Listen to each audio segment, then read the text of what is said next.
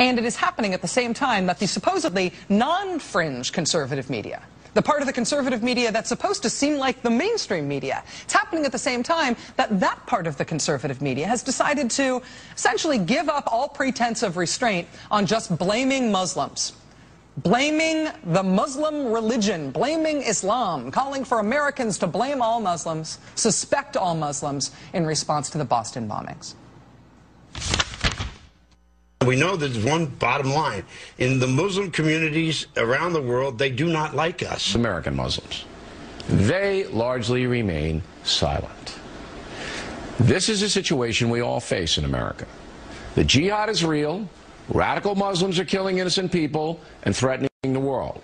You know, we bring these people in, even though they're radical Muslims. We have to figure they don't much like us. We bring them in. Let me just say this about the access that Muslims have in this country, whether they're American Muslims or whether they're here on a student visa. It is enormous, the access that they have, and it is virtually all radical. Senator, very quickly, there are some who are getting very leery of all the Muslim students in America. What other theology in this world justifies murdering innocent people? The answer is only radical Islam allows terror murder.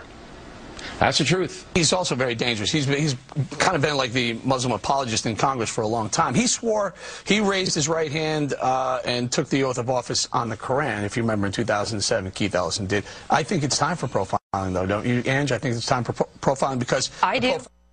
Talking about a Muslim member of Congress there, Keith Ellison, he just saw last hour on Chris Hayes' show.